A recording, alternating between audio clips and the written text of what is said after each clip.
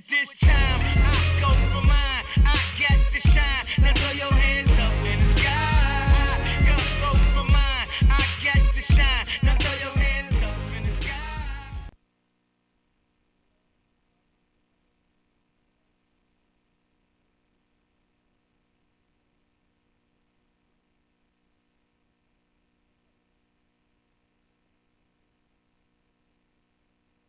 Fives. Mike is dead. The audience goes crazy. You're on. Now I'm on. Okay, so we'll do it one more time. You don't have to redo the intro. Hey everybody, it's Friday. It's 2 o'clock. You know what that means. It's time for This Week in Startups, everybody's favorite show on the interwebs. This is episode, Tyler, 15? 14 or 15? 14. 14. We've done 14 shows. I've been waiting to have our current guest on from the beginning. He's one of the smartest people I know, and also a very good friend. His name is Roelof Botha, and here he is. Welcome to the program. Thank you, Jason. For full disclosure and background, Roelof is on the board of Mahalo and was the first investor in the company. Sequoia is on our board, and we get to spend a lot of time together. We also work on the TechCrunch 50 conference, which is coming up Monday and Tuesday, and was an early supporter of that. And before that at PayPal. That's right. The first investor, I believe, in YouTube, or the first venture investor in YouTube, which was a huge success. On the board of Meebo, which is a huge site, and a bunch of other companies. So welcome to the program. Thank you very much. So I think we're going to get right into it. We have the first segment, which everybody loves, and everybody complained about last week, was that we didn't have Ask Jason. And so we have Ask Jason this week. Everybody was really upset about that. So do we have a caller on the line? Give me 30 seconds. Okay, so we'll get the caller on the line. We had the TechCrunch 50 rehearsals here this week at Sequoia's offices. About 48 companies came. You got to sit in on some. What did you think of the, without talking about specific companies, what did you think about the sort of class of 2009? Well, I think the thing that's interesting, I had a conversation earlier this week with someone who asked about is innovation dead in the consumer internet space, and I decidedly don't think that's the case. It reminds me of the sort of things I heard in late 2000 and 2001 about the consumer internet space pre-Facebook, pre-MySpace, pre-YouTube. Twitter. I mean, there's just so much that's happening, and I don't think that it's dead. There's phenomenal innovation. It's exciting to see all these young companies. Yeah, it's a great class, and the presentation skills this year are very high. I think after seeing all the rehearsals last year, and we certainly appreciate Sequoia giving us their office. It's a big kick for a lot of these startups to get to come here. And it's very cool for Sequoia to open up the offices. And although last year we were stealing a lot of these really expensive chocolate bars, this year they supposedly are gone. It's an austerity program. I have a feeling that the chocolate bars are gone for the week that I'm here. No. We got rid of those. Really? No, I think we gave this presentation last year about the economy. Got leaked. It wasn't a deliberate, the famous death spiral. The death spiral, and the big sort of piece of pork on the chopping block. The need to trim fat, and we just thought it'd be completely insincere for us to make that recommendation to a bunch of startup companies and not to do some cost cutting ourselves. And so we did that, and our office, our holiday party was held here at the office. We didn't go to a restaurant. We didn't go out anywhere else, and we've been cutting expenses. It seems like it's virtuous, and it looks like I know I'm involved with I know a lot of the other Sequoia CEOs. I know the people who actually went to the presentation, and I think everybody was in pretty good shape, but everybody seemed to cut preemptively, and now everybody's feeling pretty good about it. I guess now we're coming on a year later, and I know Mahalo got a little bit smaller, but we're so close to profitability now. We're starting to make money. Meebo and a lot of the other companies I know shifted gears a little bit and tightened up. It seems like it was really good advice. And maybe even some people went a little overboard. Do you think that's the case now that the economy's coming back, or do you think this is sort of a fake recovery, or we still got some problems coming? Well, I think from a macroeconomic point of view, there's still a lot of risk in the U.S. We're getting to the point, as you said, it's almost a year later, and so at some point the year-on-year comparisons start to look good because things were so bad last year. So almost by definition, you're going to start to see growth because we get out of that really bad trough. But you've got to keep in mind that consumer credit fueled a lot of the growth that we had in the early 2000s. And you won't see a return to that sort of economic growth rate because credit will be much harder to come by going forward. Yeah. And so things will get better. And the beautiful thing for us in the Valley is that innovation continues. And at the end of the day, our business isn't driven by credit. right? Right. People like you take equity capital and run businesses, and you're not beholden to debt. We're not private equity shops that have, layer companies with enormous amounts of debt. So I think Silicon Valley is actually in very good shape, and I'm very excited. Yeah, it seems a lot of the CEOs I'm talking to, some of them feel like maybe I cut a little too much, maybe I can get a couple more positions here. So when I start to hear that, that's when I start to think recovery, like, I don't think it's going to be some booming recovery, but I hear people saying, I should maybe add a salesperson or two, I should add 2 more developers, maybe I should get another person in, user interface or design or something like that. Are you seeing the companies actually add staff? Yes, we are seeing, if you just look at the hiring, we even posted on our website, key positions being sought in our companies, hiring is definitely increasing. And I think you're right that maybe in some cases people were a little aggressive on the expense cutting, but it's one of those, which of the 2 alternatives would you rather have? Just cut a little bit more and make sure you survive, or don't trim too fast and maybe you don't get to survive. So I think of the 2, if you had to make one of those 2 overcorrections, Sure. I'd rather be a little bit more conservative on that. It's a little bit like, if you're driving, you want to accelerate out of the corner, you don't want to brake into the corner. So brake before you hit the corner and then be in a position to accelerate out. And that to me is sort of the analogy. So now we're accelerating out, and it's much easier to do it because you're in control. Right. And you have all 4 tires and the car is not flipped over. Exactly. Yeah. So any train wrecks for you guys in the portfolio, or things that got crushed because of this? Because of the credit crisis? Yeah. Specifically, they just ran out of runway. I didn't see anything. No, I think we did a really good job. We were very aggressive about making sure the companies either got financed quickly, or that there's culling of the herd. It just happens inevitably. Right. And maybe the mortality rate went up a little bit in early 2009 of companies that maybe survived a little bit longer than they would otherwise have, because financing was easy to come by. But that is the nature of the business, and And what's the proper amount in your estimation for a startup company, A, B round kind of companies, seed round? How much cash should they have in the bank? How many months of cash?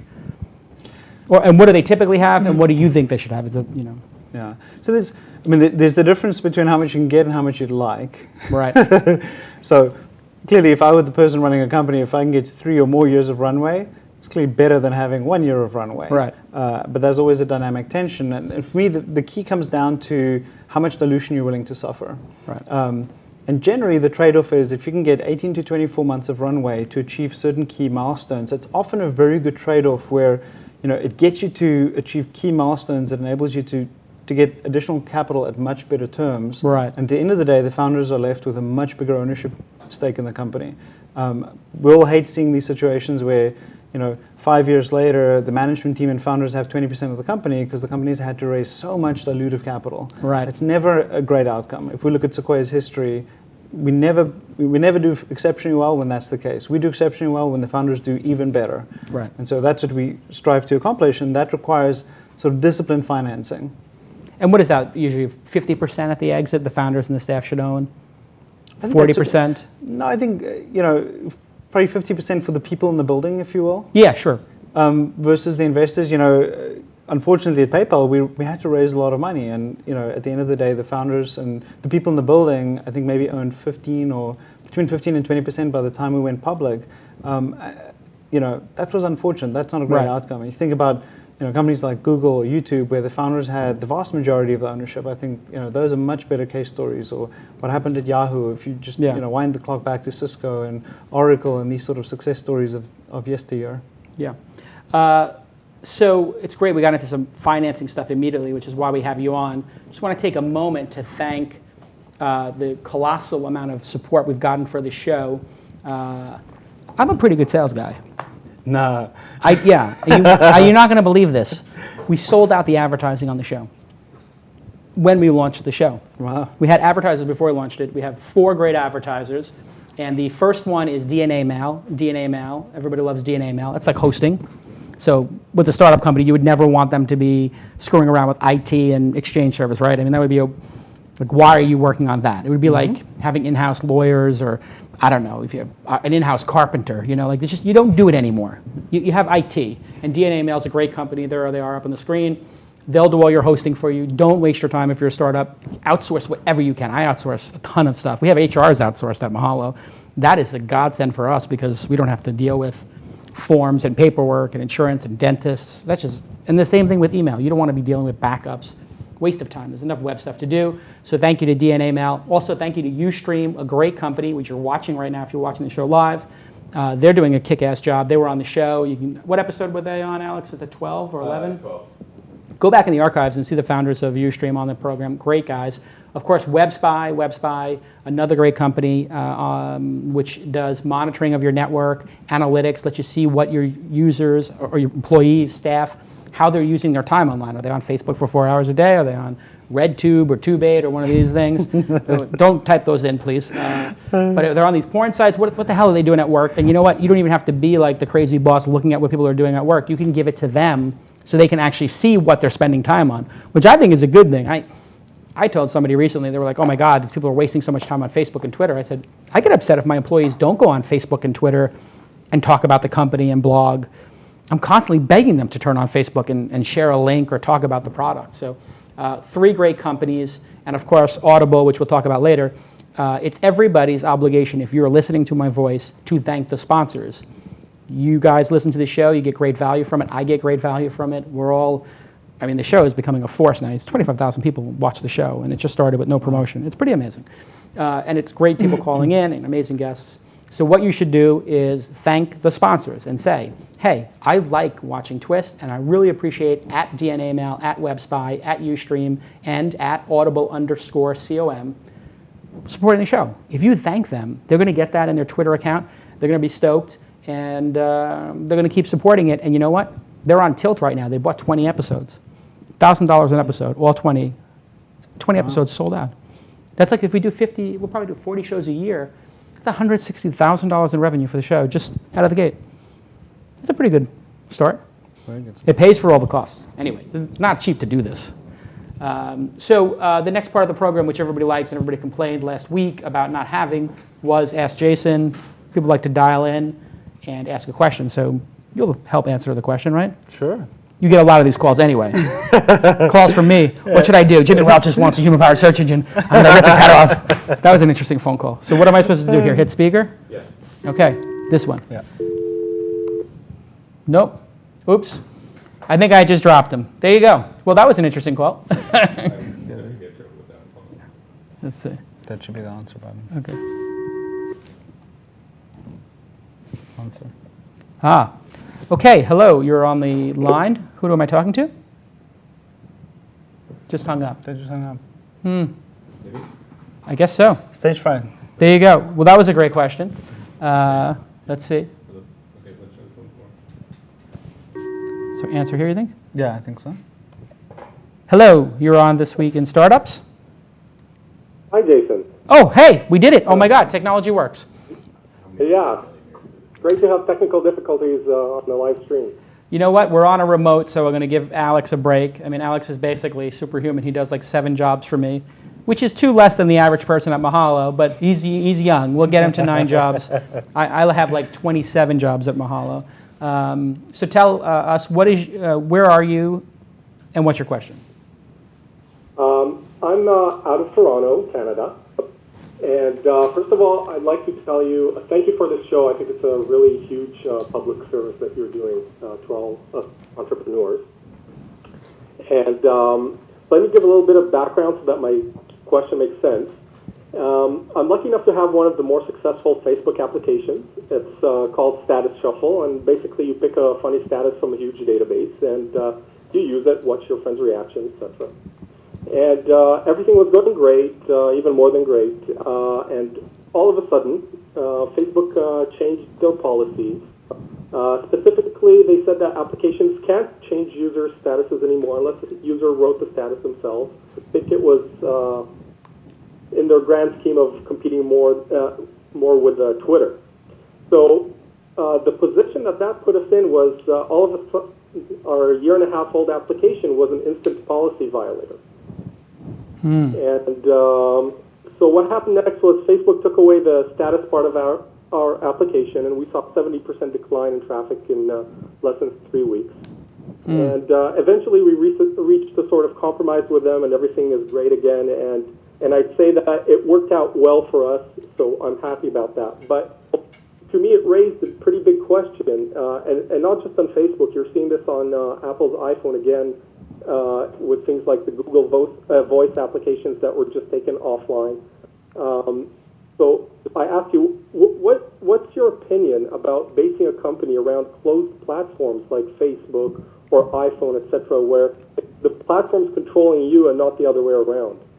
Yeah, And this is a very good question. the question is, Yeah. what are good strategies to reduce the risk if that's what you're doing? Yeah, this is a great question.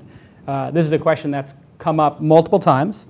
We're in a new phase of the internet where we went from a totally open internet to now a half open. We call it a hedged garden sometimes. You're open to do certain things in Facebook, but like your situation, if you piss them off or you do something, they decide that you're infringing on what's their territory, and that line is going to change constantly. You could just have your whole business nuked. This is why Jason doesn't build inside of Facebook or on the iPhone, although we will have an iPhone application. I think that you can make wonderful revenue on Facebook now. Zynga, Mafia Wars, Farmville. Some people are knocking the ball out of the park. Some people are making millions of dollars on iPhone applications. So there is a benefit to them. They bring a lot to the table, right? All those iPhones are sold. All these Facebook applications get to leverage the social graph that's already there. The downside is, of course, what's happening to you and many other people. So what an intelligent person would do in this situation is take them for what they're worth, distribution, and build a brand that transcends their platform. So if you're building status shuffle and people are getting to learn about it and they enjoy it, try to get their email address. Try to upsell them on getting the toolbar that lets them set it from their toolbar so that you get some relationship with them outside of the Facebook ecosystem. That's what I would be doing. And I certainly wouldn't be using it as my core piece of my business. Then again, Zynga reportedly is making $100 million a year. Mark Pincus is supposedly hitting the ball out of the park, and it's all Facebook, so or some MySpace as well. What do I know? I mean, some of these people are crushing it. I think if you are going to build off of one of these platforms, you better become good friends with the people at that company, and you better go as high up the food chain as you can, because a lot of these relationships, a lot of these businesses, they're based on relationships. So if Mark Pincus is going to get kicked out of Facebook, trust me, he can call Zuckerberg and talk about it. And maybe you're not in that position because you're not in the valley, but you need to build a deep relationship with the application people so when there is a problem, you have somebody to talk to. Roelof, you must be seeing this frequently. I think there are a couple of things I would offer as counsel. One is, first off, to say that there's sort of a good and a bad what you described, right? The benefit is if Facebook didn't exist, you wouldn't have had the opportunity, and you can't ride their phenomenal wave. So there's a good part there, and I don't think you completely should abandon the opportunity to build a business on a platform like Facebook or iPhone, even if they are closed or semi-closed. But at a minimum, what you should do is have a portfolio. So one of the things that Mark did at Zynga, or even Slide did, and RockU, one of Sequoia's investments, did, was to have a portfolio of applications, because they too ran into some of these issues that some of the initial very popular apps around Top Friends or sort of twists on poking, Food Fight and things like that would have viral loops, but they would quickly be shut down by Facebook. And so if you could use the base that you have from this first application, try to build a few more, so at least you have a portfolio. And then to Jason's point is, if possible, seek additional distribution channels beyond that one. But to have a single product in a single distribution channel in any business is very, very tricky. You can think about it as a standard enterprise business. You'd never want to depend on a single distribution channel. Yeah, what I don't understand about what Pincus is doing with Farmville, why can't I play Farmville on farmville.com as well? Why wouldn't that exist? It says play on Facebook. Maybe you can play it on their site now. I think that'll come as time. Yeah. And that's part of the benefit of Facebook Connect. In my opinion, is that what Thread.com has done, I don't know if you saw that site launched last week. It's a Sequoia company. A couple of friends of mine from PayPal days actually started this company. It's sort of a dating service centered on the social graph, and their site runs entirely on Facebook. So when you log into Thread.com, you can only do it by connecting your Facebook account. You can't sign up for it with another username or email address.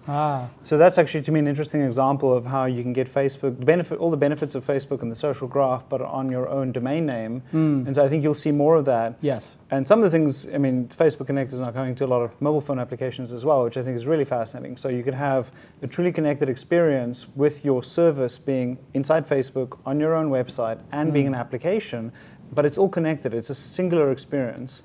And it may be slightly tailored depending on your viewing, whether you're using it on a mobile device or a PC with a keyboard, but it's still the same application. And it's pretty interesting if you can play a game wherever you are. Sure, and the Facebook login sort of means this is a greater chance of it being a real person and their real name. Because it's very hard to have a fake name on Facebook. I mean, you can do it, but it's hard. It's much, much harder. Much harder. So great question. And are you coming to TechCrunch 50 next week? Or if I got you a ticket? If you invite me, I'd love to come. Really? You're going to get on? You're telling me you're getting on a plane tomorrow or Sunday to come to TechCrunch 50?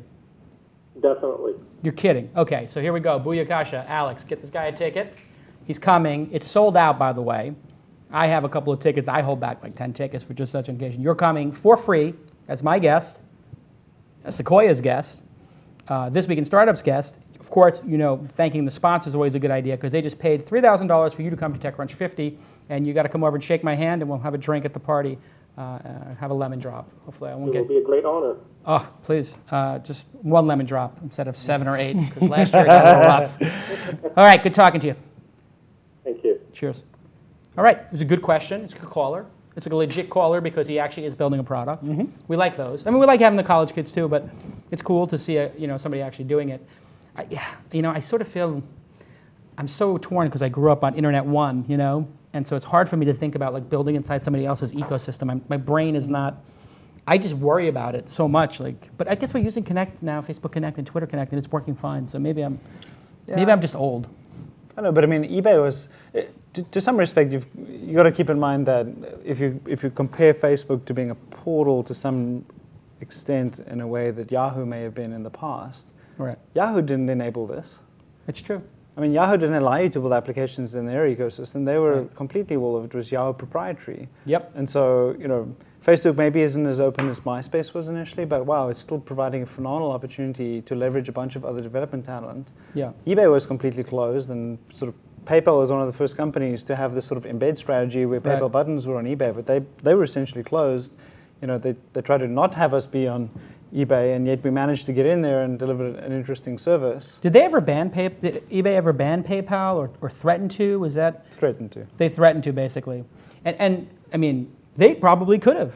It would have been illegal, it would have been a lawsuit or whatever. But I mean, the biggest reason they couldn't do it was because the users would revolt. Yeah. So and they were the same user. So. All right. So we have another caller. Let's take this other caller. This call went well. I like it.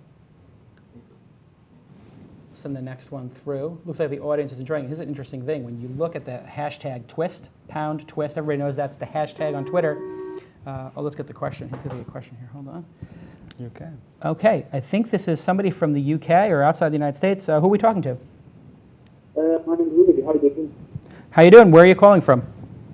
The UK, just outside of London. Just outside of London. And what was your first name again? Lee. Lee. Okay, Lee from the UK. What time is it there? About 10:30. Oh, 10:30. All right. So this is your good night call. You have a question for us? Yeah, sure. Basically, I've begun to start an online startup aimed at helping charities and not-for-profit organisations with their kind of fundraising opportunities. So the idea behind the site is to allow people to offer their skills, such as like a web developer can offer a website, or someone who's a plumber could offer their plumbing services,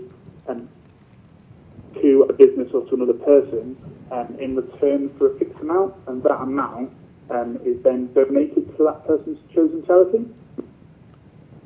So I work with a local charity, and the people that we're involved with, we do like stalls and street collections and things like that to raise money. But an average street collection day will probably earn you about £20, so about $40. Whereas if I use my skill as a web developer, I could make up to £300 or $500 for that charity. I like this idea. So my two questions really are: I don't want to rip off the charity, or the person doing the work for the charity? So what revenue streams are open?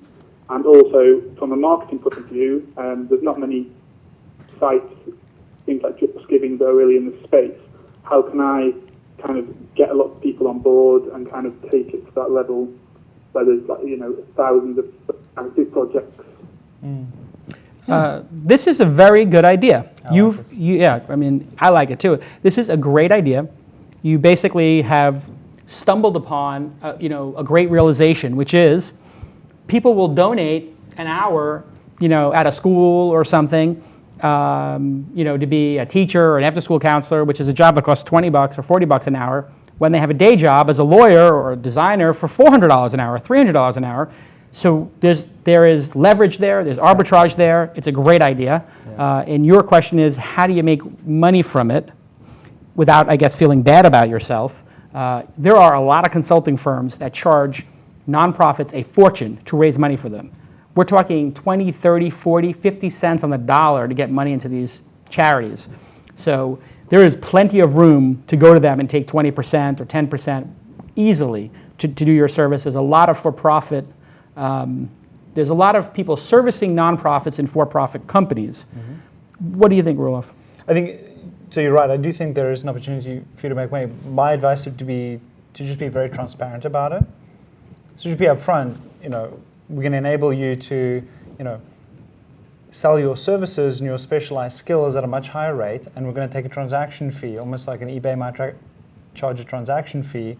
We're going to take 5% or 10% or whatever you think is a fair number that makes, your business model work. Because clearly you want the business to thrive, for it to end up being really helpful to those charities. And just be very, very upfront about it.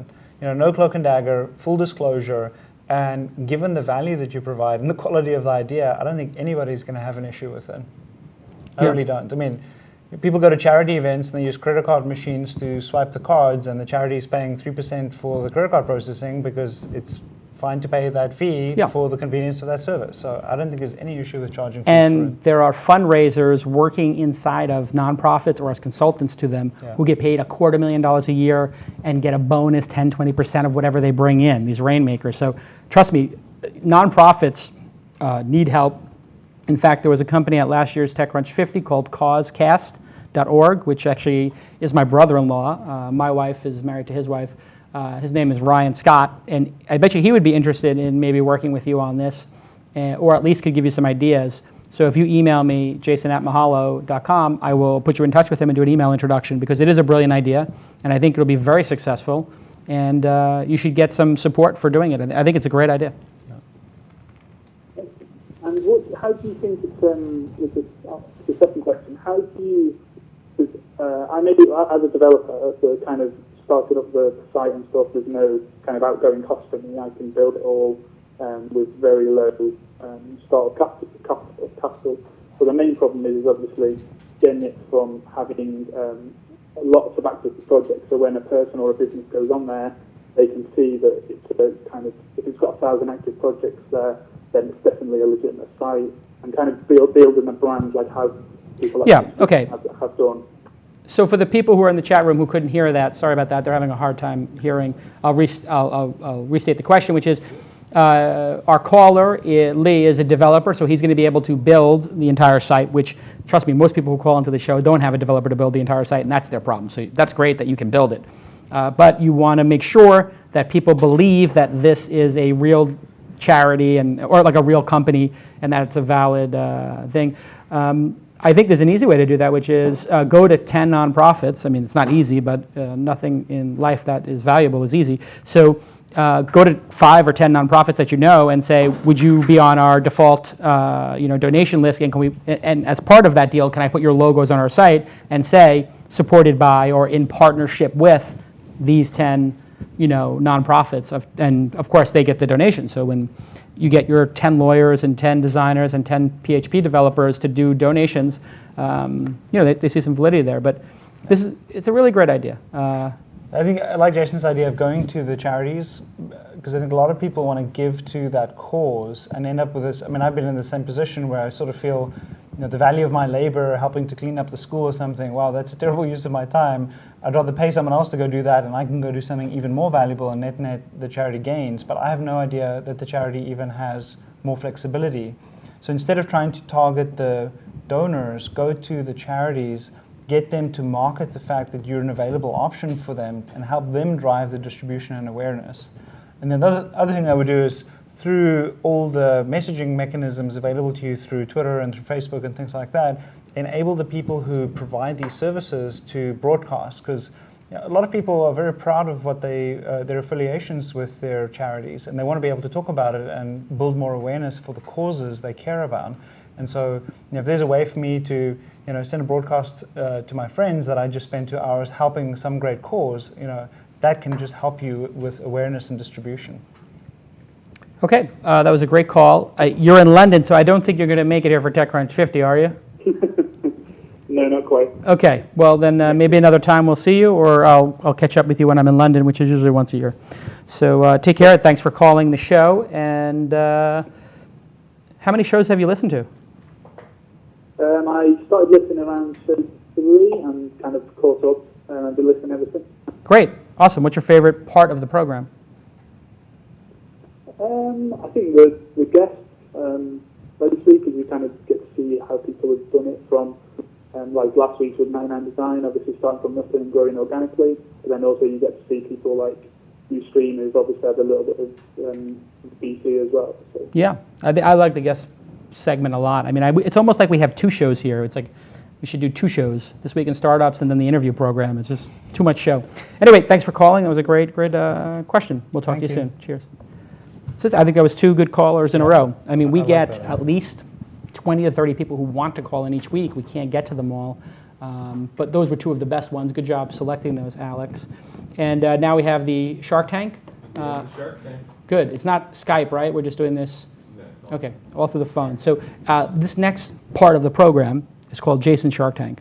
There's a program on ABC called Shark Tank. You've heard of it? Yeah. So this is what happened. Mark Burnett's people call me. You're the shark? Yes. No, have you seen the show? Who's the seal in this? Exactly. I have a feeling you know who that is. Okay, so you've heard of Shark Tank. Have you seen it? Not the TV show. Not the TV show. So it's like Dragon's Den in London, which is in the UK, which is a show where a bunch of investors bring people in and abuse them, and it's kind of abuse people? No, only people who work for me. In comparison, no. It's funny when my whole staff laughs at that joke. I abuse myself. I mean, nobody works harder than me. Anyway, point is, Mark Burnett's people call me, and they say, "Hey, Jason, we know who you are. We love what you do.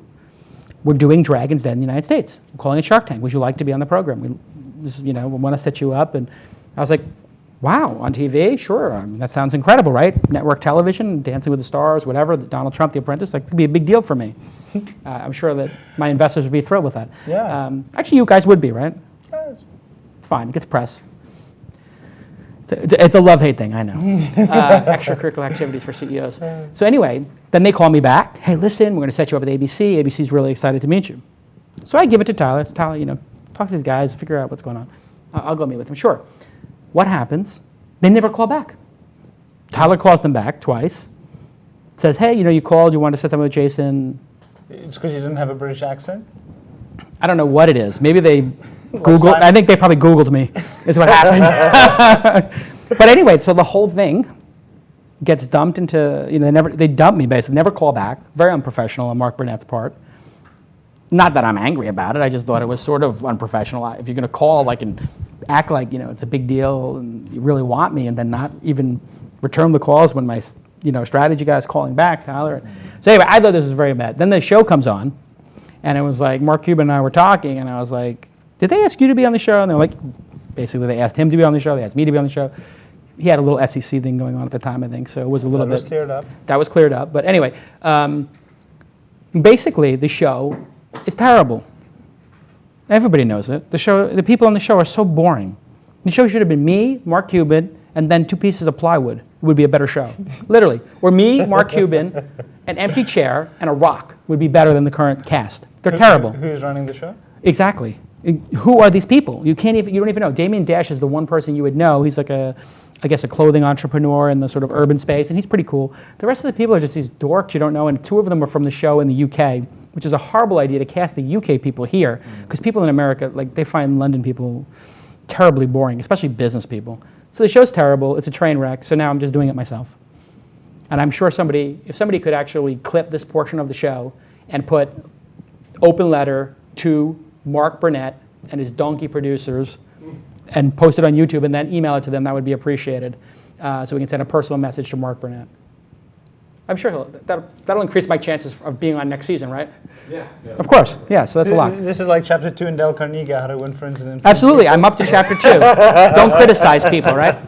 David Pope retweeted your messages about him. That's true. David Pogue, please. That's a whole nother thing. Are you ready for I'm ready to sing show tunes with David Pogue.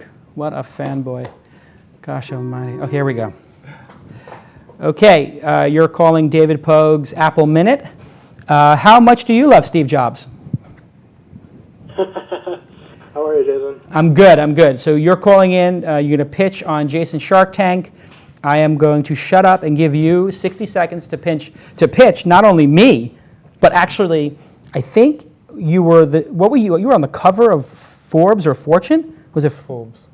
Roelof was on the cover of Forbes as the number 23 investor in the world. I think it was number 23. I don't know if I remember. Yeah, I don't. Anyway, he was on the cover as like one of the most important up-and-coming VCs. To get a meeting with this guy is impossible. I mean, it's not impossible, but you meet with a lot of people. But I mean, how many requests does your assistant get to meet with you per week, honestly? I don't know, 200. 200 a week. And how many, so you have 40 hours a week, let's say you have 30 of them you could actually meet with people, and 10 you do the rest of your work. If you had 30 hours a week, that means you could meet with 30 companies a week, right? An hour each or something? But I also have to devote time to existing companies. Right, And so board put it at 20. meetings So you have 20 hours a week maybe to devote to meetings? That means 20 meetings. At most. At most. So at most you can do 20 meetings. 4 new companies a day. Then actual meetings. Right, so that means you can meet with 10% of the people that request meetings every week. That means on the phone, tell us your name. My name's Steve Hampton. Okay, Steve, no pressure, but you got a meeting with the guy that nobody can get a meeting with. So good on you, and we're going to listen to your pitch. Go ahead. Fantastic. Thank you both. BigLocal.ca is a full-service online marketing agency that focuses on a single point of entry, which is pay-per-click search engine advertising. So we're unique in our space through our written guarantees that offer our prospects full risk reversal, as well as our unique ability to create highly relevant, highly targeted campaigns. So with BigLocal.ca's search marketing program, you engage the right market with the right message at the right moment. Now, there are 2 major challenges being faced by our market, which we address exclusively. First segment are businesses who have used or are using search engine marketing with little to no success, and in most cases have taken substantial losses. Most businesses that engage in search marketing are still of the old media mindset, which is to select a market and shout the same message over and over. To give a quick broader analogy of what I'm talking about, imagine this scenario. And by the way, as much as 90% of the search advertising that goes on today works like this. So imagine walking into Walmart, which we'll call our search engine, and going up to a blue-smocked representative, which we'll call the advertiser, and asking them where to find running shoes, which is the search query. Now imagine having that customer service rep look at you unenthusiastically and answer, Walmart official store, buy now for less, shop now. You can ask for running shoes, dress shoes, or even pictures of shoes, and in every case you'll be told, Walmart official store, buy more for less, shop now. Worse yet is, if you're desperate enough to engage with this generic response, you're almost always being led by the hand to the front doors or the home page, where you're expected to navigate yourself. So we create search marketing campaigns that work as your company's virtual customer service rep, waiting politely in the search engine to answer any questions your prospects may have. And the second market segment are companies who don't currently advertise online and are seeking out ways to regain the traffic they once got through Yellow Pages advertising. Now, this market makes up about 95%, or 1.8 million companies in Canada. The majority of these companies don't even know paid search is an option. And I'm sure I don't need to convince either of you about the merits of paid search, but for the 95% of businesses in Canada, however, it's my duty, my life's work to help them engage the right market with the right message at the right moment through a partnership with BigLocal.ca. Okay, so I'm going to give you some feedback from the people in the chat room. Now, these are people who normally a chat room I wouldn't read the comments of, but these are people who I know from their names, listen to the show every week. So, and the whole point of this is that this is practice for you to pitch. So we're going to give it to you without any kind of sugar coating. Are you okay with that? I certainly am. Okay. So a lot of people in the chat room didn't know what you were saying. They said they glazed over. They said it was lacking passion, and it was boring, and they didn't understand it. So I'm going to give you a tip on presenting, which is, if you know a lot about this space, obviously, that came through. You know the statistics, you know how it works.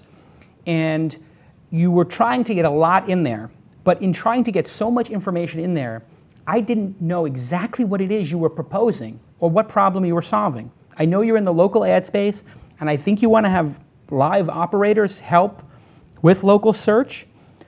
So let me ask you if you could tell me in just a sentence in plain English, what does your product do? We create search engine marketing campaigns or pay-per-click search advertising campaigns that offer custom ads based on the customer's or the searcher's query. Right, so you're making dynamic ads. That's exactly what we're doing. Okay, so And the landing pages too, or just the ad? Yeah, both the ad copy and the landing pages, which all tie in for relevancy. okay, so 2 people in the chat room just said, that's better. The elevator pitch, whoop, whoop, there we go. You just won the chat room over. You said it in English.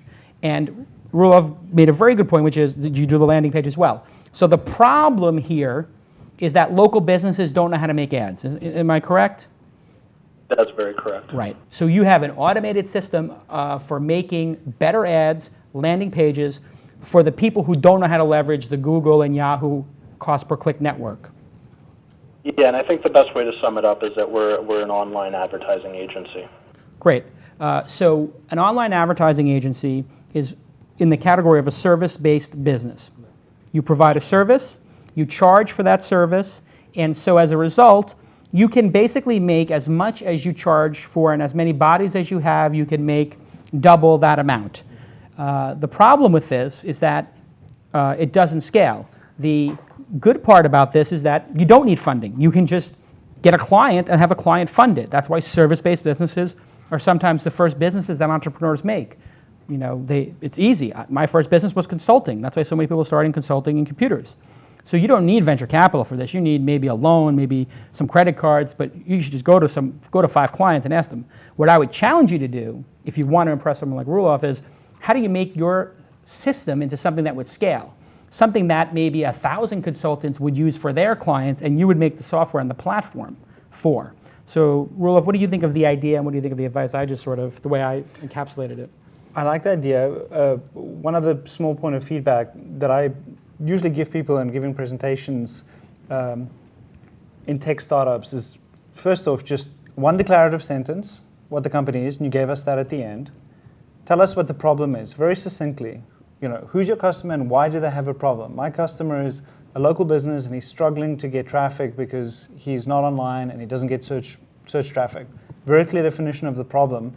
And then give me the solution, which is I go and help him by giving him, you know, the pay-per-click campaign and the customized landing pages. So that to me is a very good, very simple recipe for pitching your business.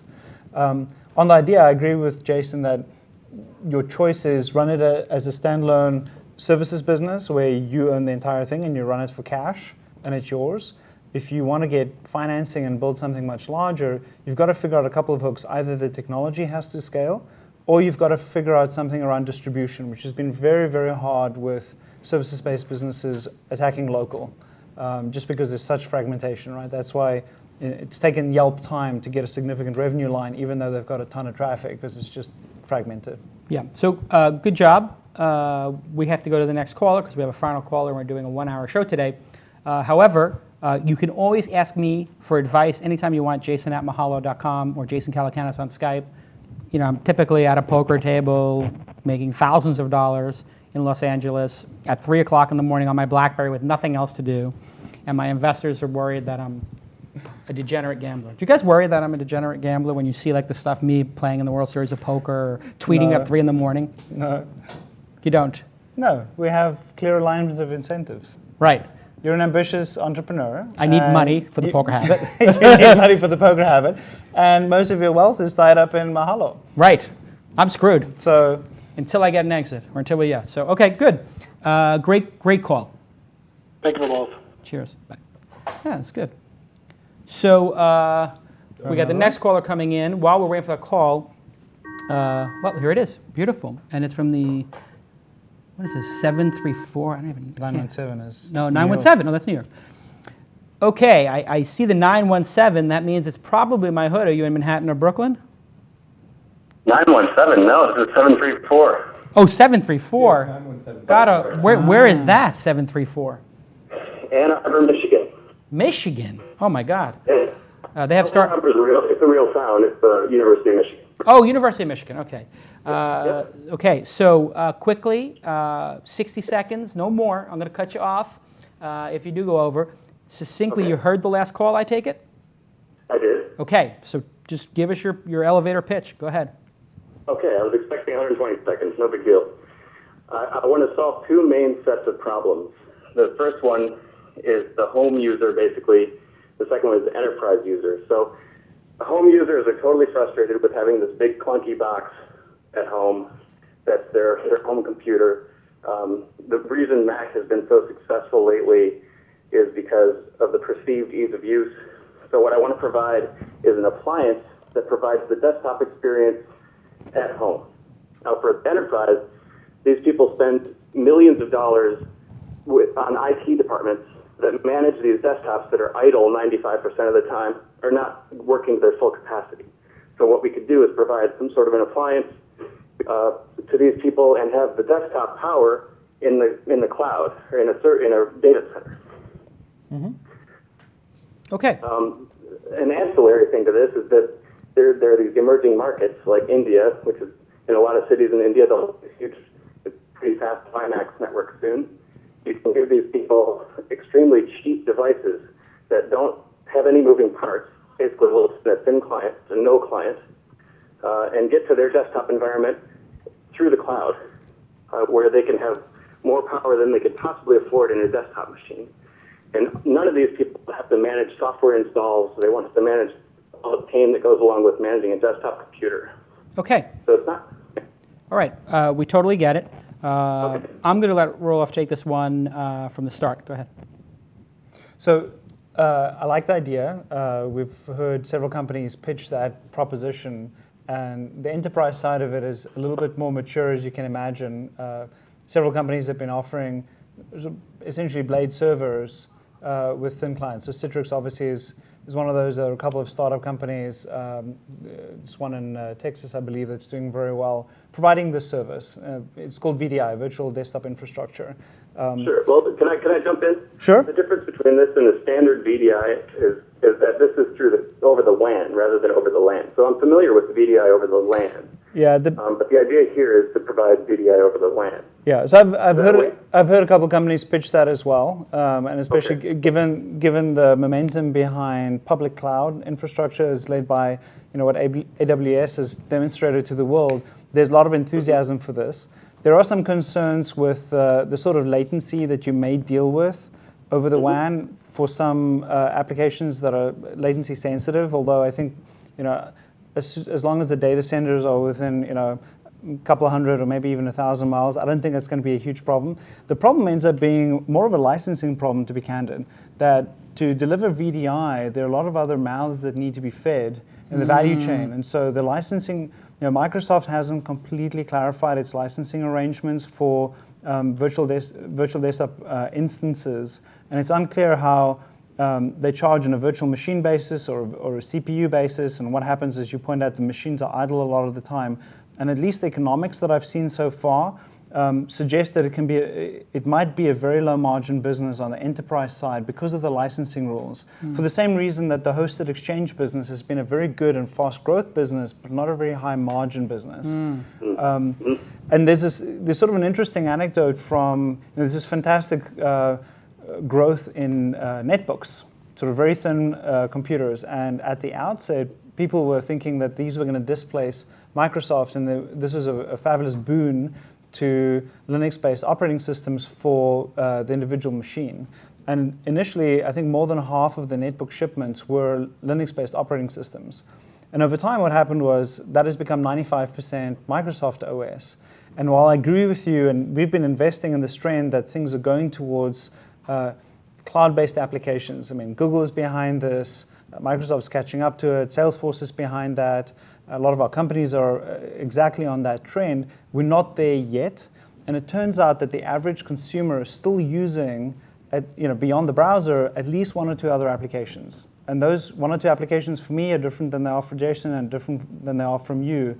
And that heterogeneity has made it very hard to displace Microsoft as the default OS for netbooks. So that to me is a very interesting learning as well. So I get the value proposition, but I think there's some tricky giants and elephants that you have to negotiate with in this particular ecosystem, which make it challenging to build a standalone company, even if the technology is fabulous. And we've seen companies with fabulous technologists. It's just sort of the market dynamics make it tough. And I think you did a good job pitching it in 60 seconds. You did a great job sort of thinking on your feet and cutting your presentation in half. That was good.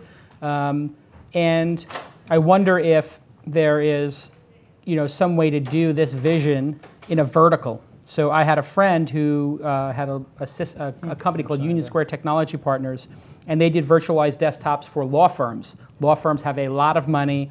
They've got very complicated desktop setups, and they charged $75 per desktop per month, and the law firms ate it up, and he wound up selling the company.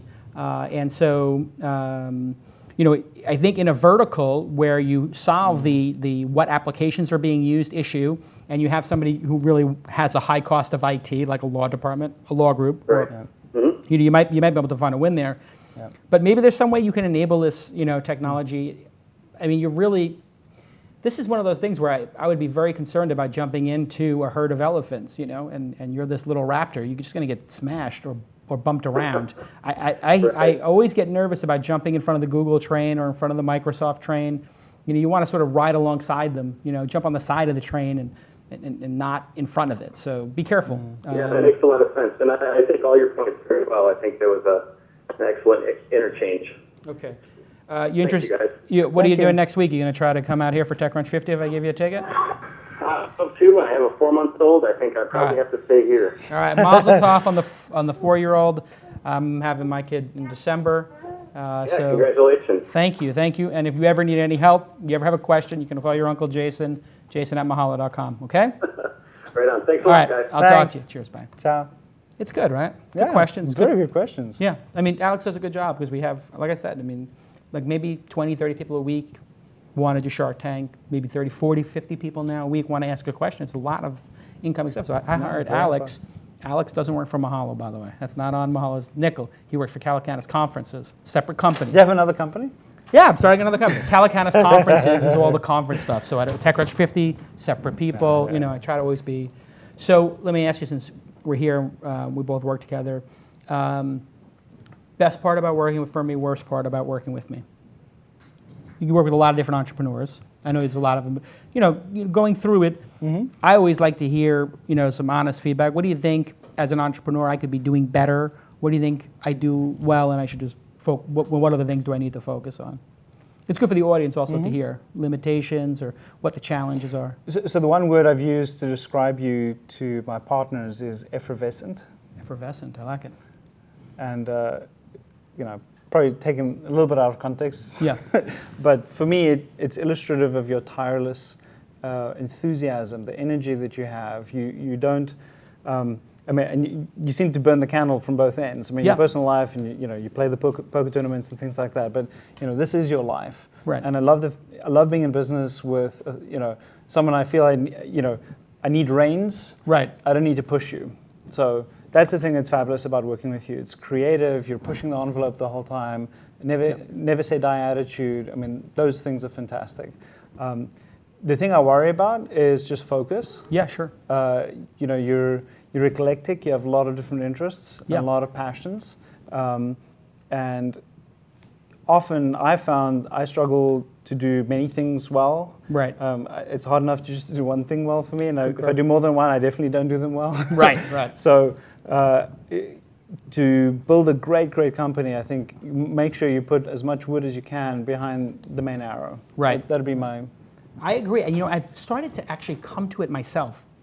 as I've watched all the companies that are succeeding, they seem to have the, like the one thing they do really well. And I feel like Mahalo is sort of just coming to that, like what we do really well. And it seems like we're really good at getting an answer for people. Good.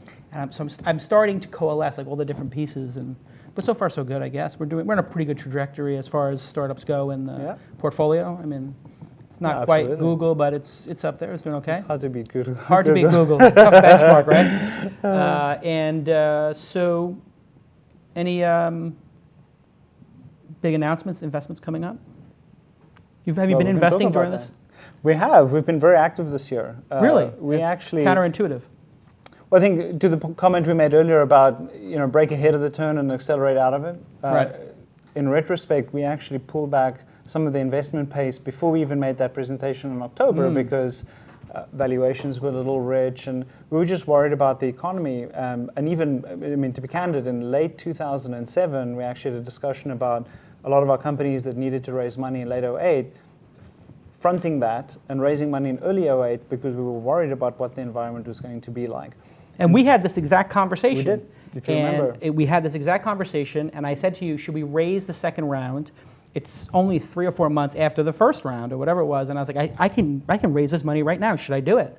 And you said, absolutely. Absolutely, and if we hadn't done that, it would be a whole different story at Mahalo. We would have been chasing our tails a little bit there for a while, like many startups are now.